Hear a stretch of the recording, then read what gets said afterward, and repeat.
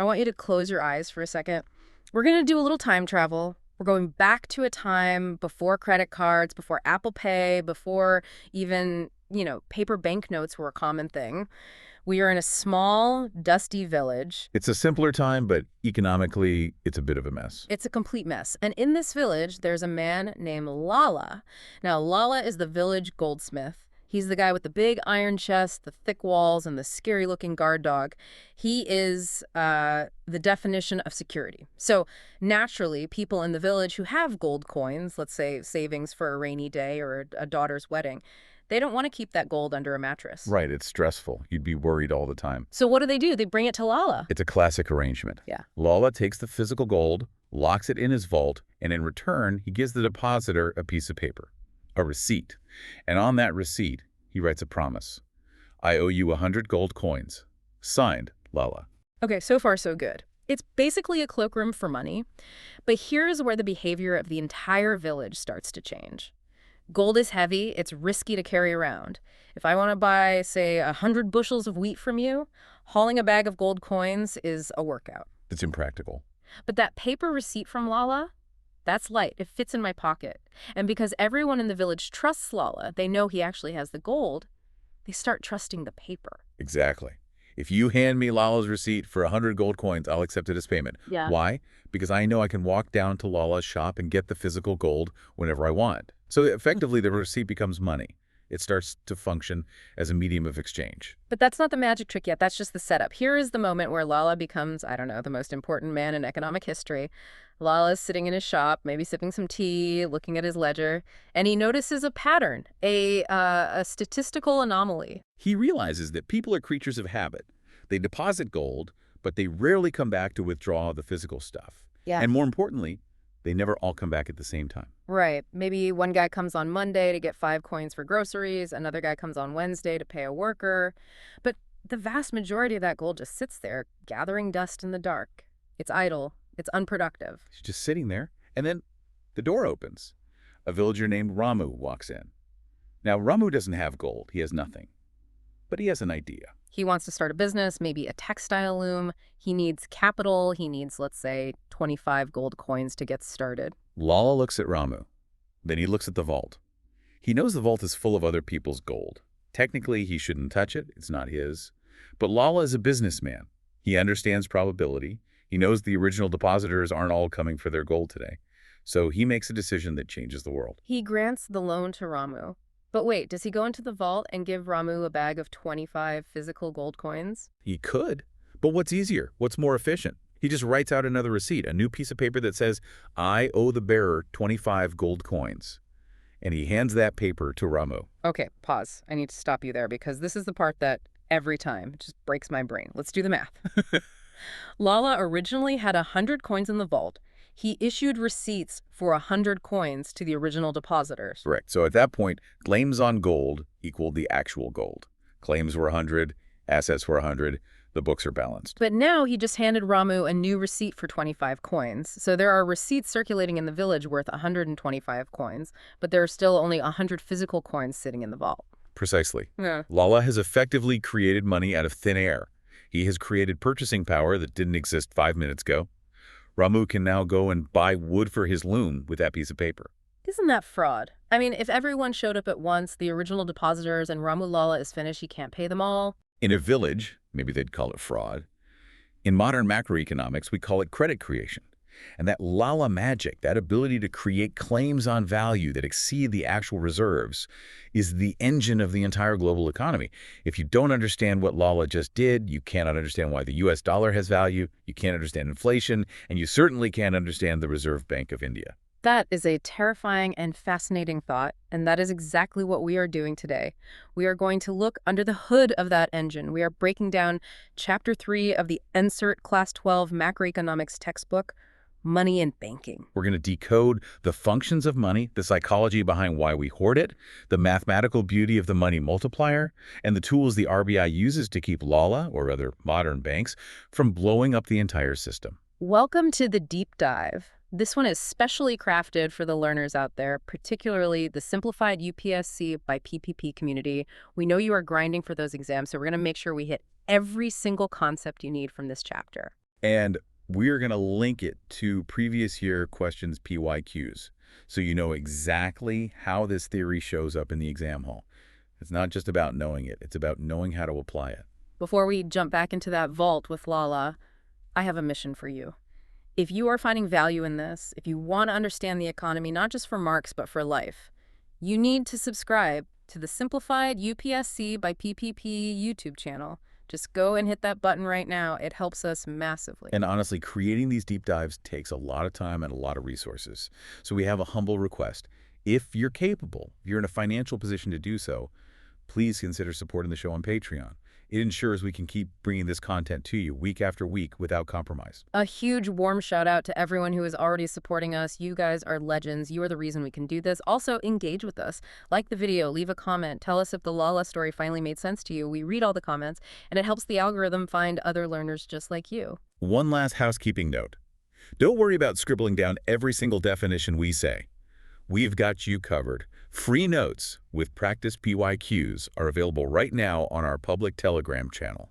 But if you want the VIP experience, and I'm talking access to all videos in this series at once, plus the organized premium notes, which include detailed explanations, extra PYQs, and model mains answers, you need to join the private Telegram library. How do you join? It's simple.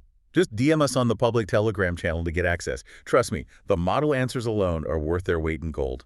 Or, I guess, in Lala's receipts. Okay, logistics done. Let's get back to the village. Because before Lala could pull off his magic trick, the village had to agree on what money actually was. And that means we need to talk about what came before. Right. Before money, there was barter. And looking at the source material, barter sounds like an absolute logistical nightmare. The text defines it pretty simply, right? Just exchange of commodities without the mediation of money. It sounds simple, but the fatal flaw is something economists call the double coincidence of wants. I love that phrase. It sounds like a bad rom-com title, the double coincidence. It's so awkward. It kind of is a romance problem, economically speaking. Imagine you're a rice farmer. You've had a great harvest, you have a surplus of rice, and you need a new pair of shoes. In a barter system, you can't just go to a shoe store. Okay, so I have to find a shoemaker. That seems easy enough. But that's only half the battle. That's the first coincidence. The second coincidence is that the shoemaker you find has to want your rice. What if he says, "Sorry, man, I've got plenty of rice at home. I actually need new clothes for my kids." Then the trade fails. I'm stuck. I have rice, he has shoes, but we can't make a deal. Exactly. So what do? You have to wander around the village, hoping to find a shoemaker who is also hungry for rice. Or you have to find a cloth maker who wants rice, trade your rice for cloth, and then go back to the shoemaker and hope he'll trade his shoes for your new cloth. Oh my God, that sounds exhausting. The text mentions search costs. This is what it's talking about. Precisely. The source highlights that as the number of people and goods in an economy increases, these search costs become prohibitive. You'd spend all your time searching for trading partners instead of actually farming rice or making shoes. Your productivity plummets. Enter money, the hero of this story. The text defines money primarily as an intermediate good. Think of it as a lubricant for the engine of commerce. Yeah. It solves the double coincidence problem. You, the rice farmer, sell your rice to anyone who wants it for money. Then you take that money and go to any shoemaker and buy shoes. And the shoemaker accepts the money, not because he wants to eat the money. Right. He accepts it because he knows he can then take that money to the cloth maker and buy what he actually wants. Money separates the act of selling from the act of buying. So function number one, medium of exchange. That's the most obvious one. It makes trade possible. But the NCERT text points out a second function that I feel we totally take for granted until it's gone. The unit of account. Yes, the common measuring rod. This is absolutely crucial for a complex economy. Imagine trying to run a business if you had to remember the price of everything in terms of everything else. Like, a pair of shoes is worth 50 kilograms of rice, but it's also worth 10 chickens, or maybe half a cow. And a new cart is worth 20 pairs of shoes.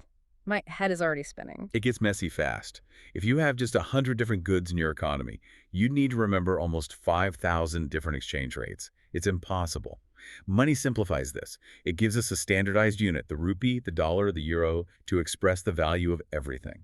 The text uses a simple example. A wristwatch is Rs 500. A pen is Rs 10.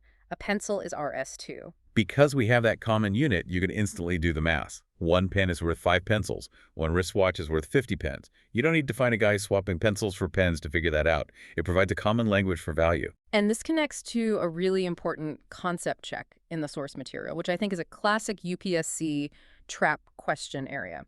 It discusses the difference between a final good and an intermediate good. This is vital for GDP calculation later on. It is. You have to get this distinction right. Oh, the tea leaves example. I like this one because I drink way too much tea. It's a great illustration. The text asks, are tea leaves a final good? And the answer is the classic economist answer. It depends. Right. If I buy a packet of tea leaves at the store to make chai at home for myself, I am the ultimate consumer. I drink the tea. The economic activity for those tea leaves ends with me. In that case, it's a final good. Correct.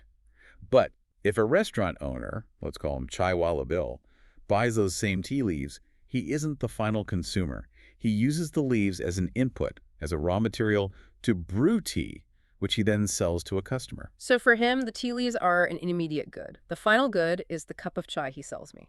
Precisely. And why does this distinction matter for our discussion on money? Because when we calculate the total production of an economy, the GDP, we need to aggregate the value of all the final goods and services. We can't just add up everything that was sold, or we'd be double counting. We'd count the value of the tea leaves and the value of the final cup of tea. Exactly. And you can't add kilograms of tea to number of cars to hours of consulting. It makes no sense. You need a common denominator to sum them all up into a single number. That denominator is money acting as the unit of account.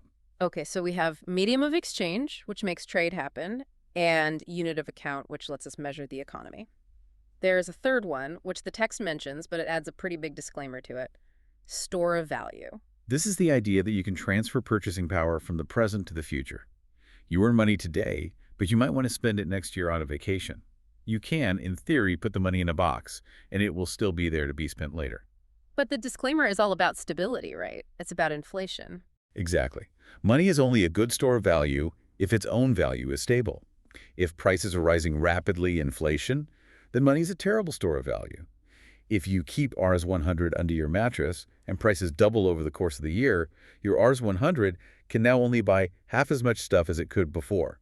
Its purchasing power has been eroded. So it's a leaky bucket. It's a very leaky bucket during periods of high inflation. The text notes that other assets like gold, land, or houses often store value better than cash during these times. But you can't buy a cup of coffee with a brick from your house. It's not very convenient. And that's the trade-off. Real estate or gold lack what economists call liquidity. You can't use them instantly for everyday transactions. You have to sell the house first, convert it to money, and then buy your coffee. Money is unique because it is the most liquid asset. It is universally acceptable for transactions right here, right now. That concept of liquidity is the perfect bridge to the next section. We need to talk about the psychology of money. Why do we hold it? I mean, think about it. If I keep cash in my pocket, it earns zero interest. In fact, like you just said, if there's inflation, it's actively losing value every single day.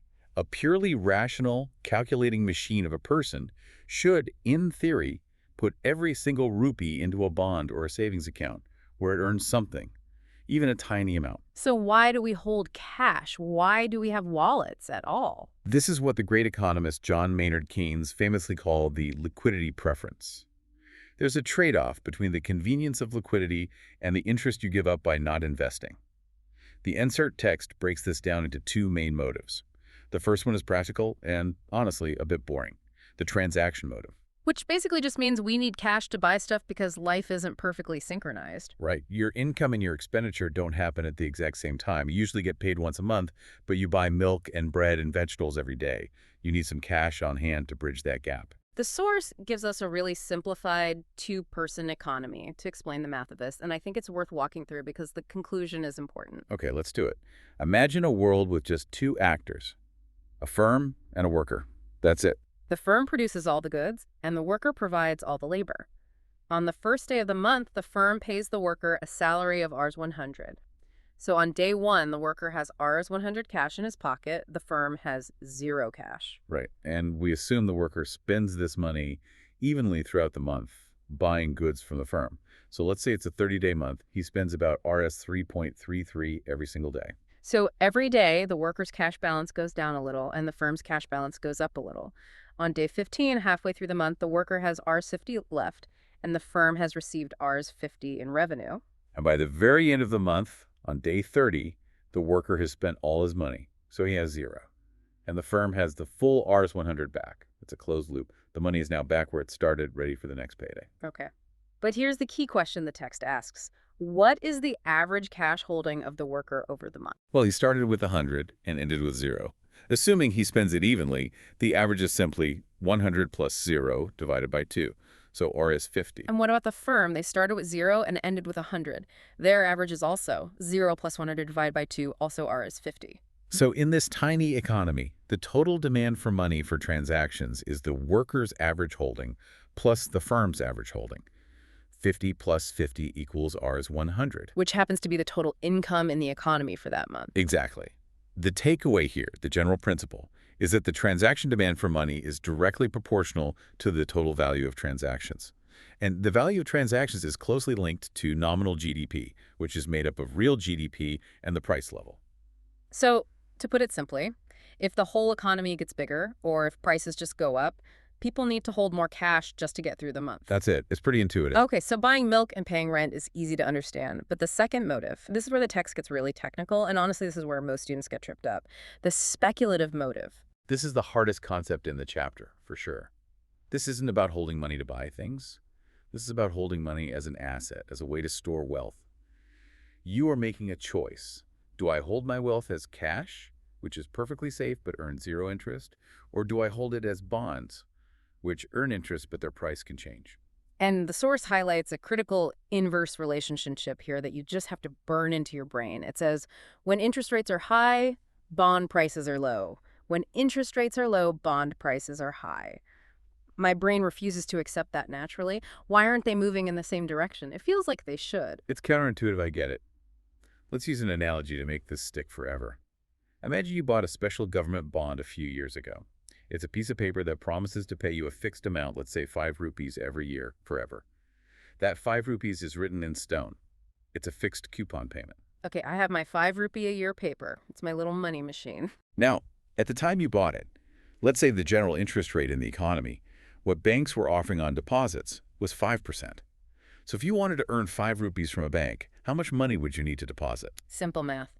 5% of 100 is 5. So I'd need to deposit 100 rupees to get that 5 rupees of interest. Exactly. So in that market, your 5 rupee paper, your bond, is worth about 100 rupees.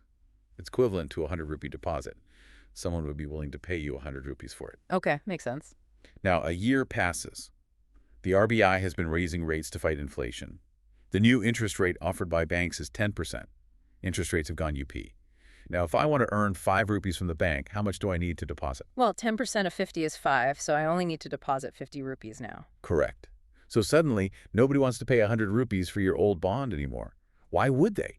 Why would they pay 100 rupees to you to get a 5 rupee return when they can just put 50 rupees in a brand new bank account and get the same 5 rupee return? They wouldn't. They'd be a fool to. They'd only be willing to pay me 50 rupees for my bond. Precisely. The market price of your bond crashes from 100 down to 50. Let's recap. Interest rate went UP from 5% to 10%.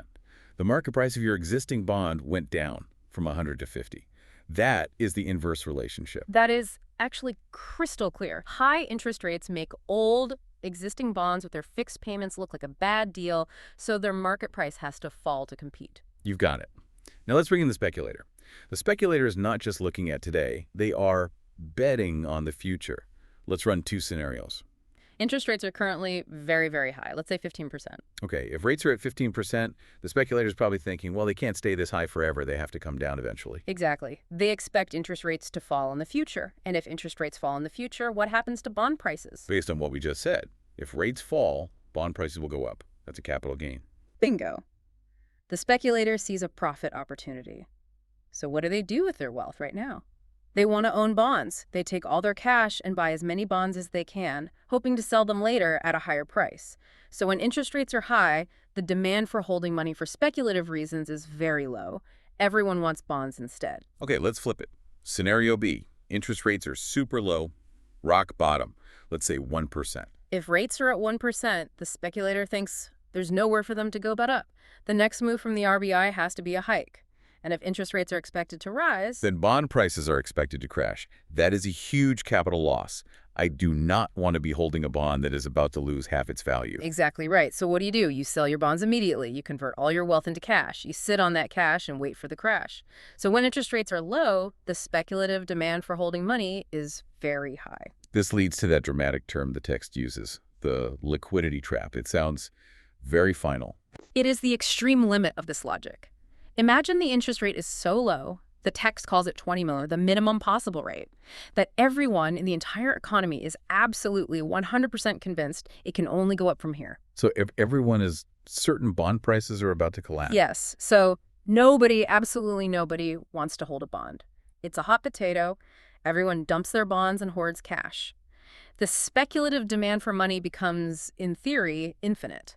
The central bank can pump as much money as it wants into the economy, and people will just absorb it and sit on it as cash. They won't invest it. They won't lend it. No, because the fear of the capital loss on bonds outweighs the tiny interest they would earn. The normal mechanism of monetary policy breaks down. The economy gets trapped in a state of low growth and low rates. It's like a financial black hole.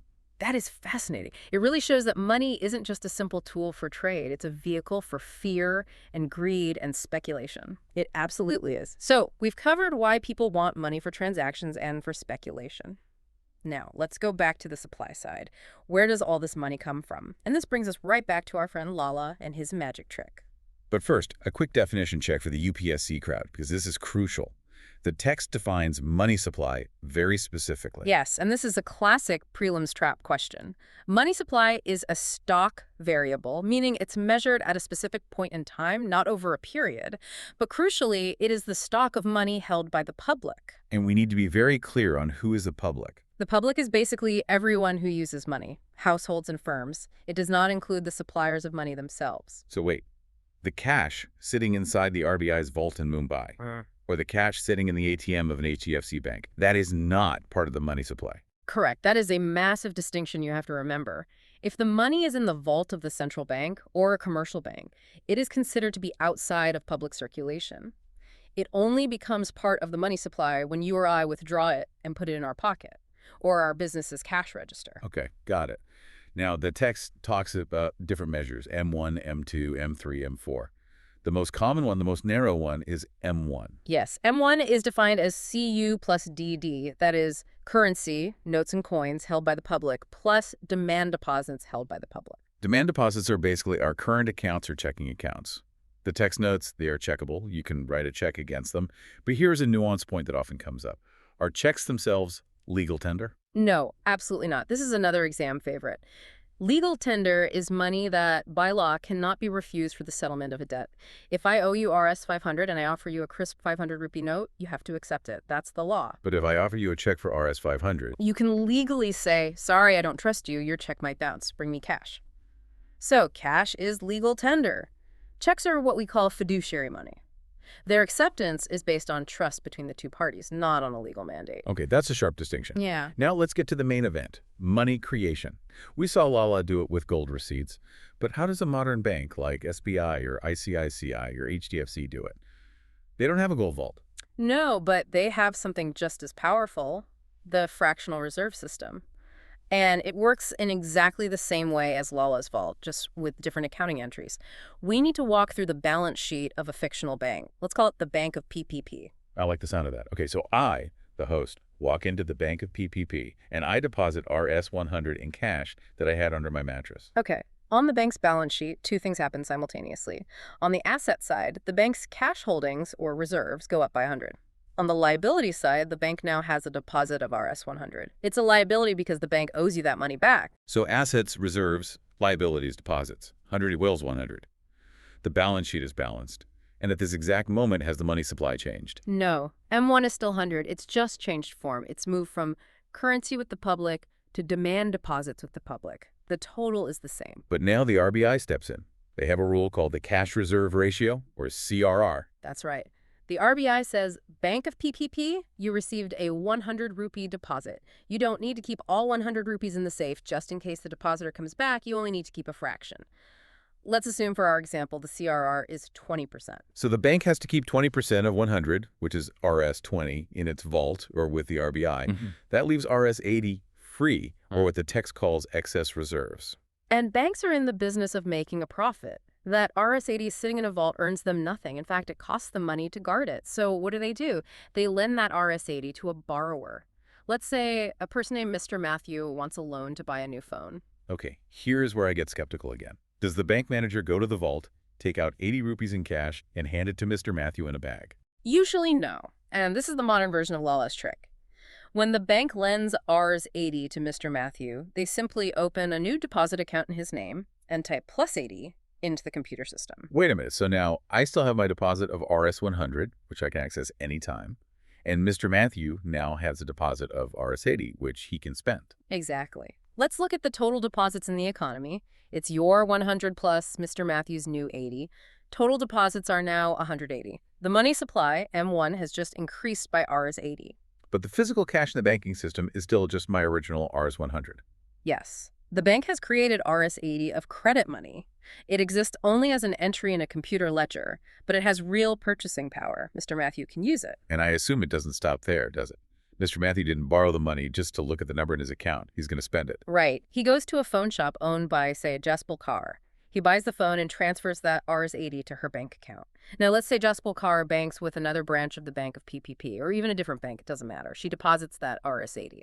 So now the banking system as a whole has a fresh deposit of Rs80. The bank that receives this Rs80 looks at it and says, great, a new deposit. The rule is CRR equals 20%. So what do? They have to keep 20% of 80 in reserve. 20% of 80 is RS16. Correct. They keep RS16 in the vault. That means 80 minus 16, which is RS64, is now excess reserves. They have RS64 they can lend out. So they lend that RS64 to the next borrower, Junaid, who wants to start a small business. And boom, the moment they make that loan, a new deposit of RS64 is created. Let's look at the trail. The initial deposit created RS80 in new money. That 80 created RS64 in new money. It's a geometric progression, a ripple effect. I can see the pattern. 100 led to 80, which led to 64, which will lead to 80% of 64, which is 51.2, and so on. The money supply keeps expanding, but the amount created gets smaller each time. The text asks, when does this process stop? It stops when there are no more excess reserves to lend out. This happens when the total required reserves held by the entire banking system equal the initial new cash deposit that started the whole process. So in our case, the process stops when the sum of all those little reserve amounts, the Rs20 from round 1, the Rs16 from round 2, the Rs12.8 from round 3, and so on, adds up to my original Rs100. Exactly. Once the initial 100 is fully locked up as required reserves across the system, the lending has to stop. And there's a very simple and elegant formula to calculate the total amount of money created. Yes, the money multiplier. This is a huge concept. The formula is money multiplier, $1 text tier R. So if the CRR is 20% or AO.2, that's $1.22. Which is 5. The multiplier is 5. This means that the initial Rs100 of new reserves, what we call high-powered money, will eventually create a total of 500 times 100 reserve, $500 of total deposits or money supply. That is mind-blowing. Let me get this straight. My single act of depositing Rs100 of physical cash allows the banking system to create an additional Rs400 of digital money. Rs400 of that is purely trust. It's just numbers in a ledger. And this gives us the definitive answer to the crucial textbook exercise question. Do commercial banks create money? The answer is a resounding yes. They don't print currency, but they create deposits. And demand deposits are a major part of the M1 money supply. This sounds incredibly dangerous. It's a house of cards. What if there's a panic? What if I want my 100 back and Matthew wants his 80 and Jaspal wants her 80? And everyone else down the line wants their money all at the same time. The bank only has my original 100 in cash. That is a bank run. It's the nightmare scenario for any banker. The system works because we all have confidence and don't withdraw our money at once. If that confidence breaks and a bank run happens, the bank will fail. It becomes insolvent because it can't meet its obligations. And because all the banks are lending to each other, if one big bank fails, you could take the whole system down with it. It's a domino effect. It is a systemic crisis, and that is precisely why we have the puppet master, the big boss at the top of the system, the Reserve Bank of India. The central bank, their job is to prevent this from happening. Exactly. One of the RBI's most critical functions is to act as the lender of last resort. If a fundamentally solvent bank faces a sudden temporary liquidity crisis caused by a panic, the RBI steps in and says, calm down. Here is the cash you need to pay every single depositor. Prove to the public you're safe. So it prevents a temporary panic from destroying a healthy bank and, by extension, the whole system. It provides the ultimate backstop. It injects confidence when confidence is lost. So the RBI is like the safety net. Yeah. But they are also the controller, right? They are the ones who decide how big that money multiplier is. They decide how much money is out there. They do. They control the money supply using a specific set of policy tools. The text focuses on the main quantitative tools, the ones that affect the total volume of credit. Let's run through them. We already met the first and most direct one, the CRR, cash reserve ratio. That's the most direct brake pedal on the money creation car. It is. Imagine the RBI is worried about inflation. There's too much money chasing too few goods, pushing prices up. They want to reduce the money supply to cool things down. What can they do? They can raise the CRR from, say, 20% to 25%. So the money multiplier formula changes. Instead of $1.22, it becomes 1.2555, which is 4. The multiplier falls from 5 to 4. Correct. Suddenly, every 100 rupees of reserves can only support 400 rupees of deposits, not 500. The banks are forced to lend less, and the money supply shrinks. It's a very powerful but blunt instrument. Okay, what's next? The text mentions SLR, Statutory Liquidity Ratio. How is that different from CRR? They are similar but distinct. CRR is the portion of deposits that banks must keep as cash with the RBI. SLR is the portion of deposits that banks must keep with themselves in the form of safe and liquid assets. Like what? Like cash, gold, or government bonds. It's another safety buffer. But it also affects lending. If the RBI increases the SLR, banks have to buy more government bonds, which means they have less money available to lend out to people like Ramu or Matthew. So a higher SLR also reduces the money supply. Got it. Then we have the bank rate. This is the interest rate at which the RBI lends to commercial banks for the long term. Think of it as the wholesale price of money for banks. If the RBI increases the bank rate, borrowing becomes more expensive for the bank of PPP. And if it costs the bank more to get money, they're going to charge you and me more for our loans. Of course. Car loans get more expensive. Home loans get more expensive. You decide to put off buying that car. I decide not to buy that house. Credit creation slows down and the economy cools. It's a chain reaction. But the tool that we hear about most in the news these days, the one that's used most frequently for day-to-day management, is open market operations. This is the most flexible and widely used tool. This is where the RBI buys or sells government securities or bonds in the open market. This one confuses students, so let's visualize the flow of money. Okay. Scenario 1. The RBI wants to increase the money supply. They feel the economy is slow and needs a boost. They want to inject cash. To inject cash, the RBI needs to give cash to the system, so it buys bonds from the public or from banks. Think about the transaction from the RBI's perspective. The RBI takes the bond, a piece of paper. In return, the RBI gives cash money. So the cash moves out of the RBI and into the banking system. The reserves of the banks go up. And with more reserves, they can lend more. The money multiplier kicks in. So buying bonds, injecting money, increasing money supply. That makes perfect sense. Follow the cash, not the bond. Yeah. Okay, scenario 2. The RBI wants to decrease the money supply to fight inflation. To decrease the supply, they need to suck money out of the system. So the RBI sells bonds from its holdings. The RBI gives the bond paper to the market. The market banks and investors pays the RBI with cash. So the cash goes out of the market and into the RBI's vault, effectively taking it out of circulation. Exactly. Selling bonds, absorbing money, decreasing money supply. If you just remember to follow the cash, you'll never get this wrong on an exam. The text also briefly mentions repo and reverse repo rates. These are all over the news every 2 months. They are basically the tools for very short-term liquidity management, but they work on the same principle as the bank rate and BOMOs. The repo rate is the rate at which banks borrow from the RBI overnight. It's the key policy rate now. If the RBI raises the repo rate, short-term borrowing becomes expensive for banks and they lend less. And the reverse repo. That's the rate the RBI pays to banks to park their excess cash with it. If the reverse repo rate is high and attractive, a bank might think, why should I take the risk of lending to a small business? I'll just park my money safely with the RBI and earn a decent return. So a higher reverse repo rate also discourages lending and reduces the money supply. Before we move to the final section, I want to clarify one term the source emphasizes because it's the foundation for the multiplier. High-powered money. How is this different from just money supply? This is a vital distinction for a deeper understanding. Think of it this way. Money supply is the big leafy tree. It's the total deposits and currency held by the public. It's what we use every day. High-powered money, also called the monetary base, is the seed from which the tree grows. And what makes up that seed? That all others is the total liabilities of the central bank. It consists of two components: currency held by the public, CU, plus reserves held by the commercial banks at the RBI. So it's the physical currency out there plus the electronic reserves banks keep. Why is it called high-powered? Because it's the base upon which the entire credit creation multiplier works. Every single rupee of new reserves, part of dollar, can be multiplied 5 or 10 times to become 5 or 10 rupees of money supply. The RBI has direct control over dollars by printing notes or through OMOs. The commercial banking system then expands it into dollar. That's a powerful image. The RBI plants the seeds and the commercial banks grow the forest of money. That's a great way to put it. Okay, let's step out of the theory and look at the real world. The NCERT text actually includes a section on a very major, very controversial event, demonetization. Yes, the event of November 8th, 2016.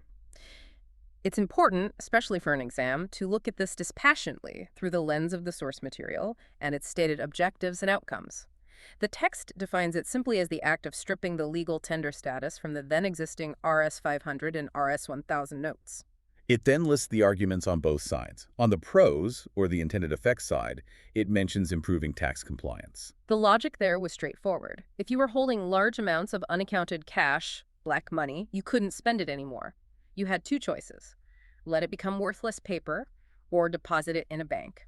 And the moment you deposit a large sum, it comes onto the radar of the tax authorities, so it was a push to formalize the economy. The text also mentions it was a push toward a cashless society. Or at least a less cash society. The text points to the promotion of digital payment systems, Yandan accounts, Aadhaar-enabled payments, and e-wallets. The argument is that digital transactions create a trail, which makes corruption and tax evasion harder. But it doesn't shy away from acknowledging the cons, or the immediate negative impacts. The first one being the cash crunch. It was a massive liquidity shock to the system. The text points out that 86% of the currency in circulation by value was withdrawn overnight. This led to what it calls an adverse impact on economic activities, especially in the informal sector, which is heavily cash dependent. And of course, the long queues outside banks and ATMs. So it's a classic example of a policy with huge potential trade-offs. Significant short-term disruption and pain for intended long-term structural changes. That's how the source material frames it. It presents the stated aims and the observed consequences. All right, we promised we'd connect all of this to the Simplified UPSC by PPP exam focus. Let's do a rapid-fire round on some common traps and questions from this chapter.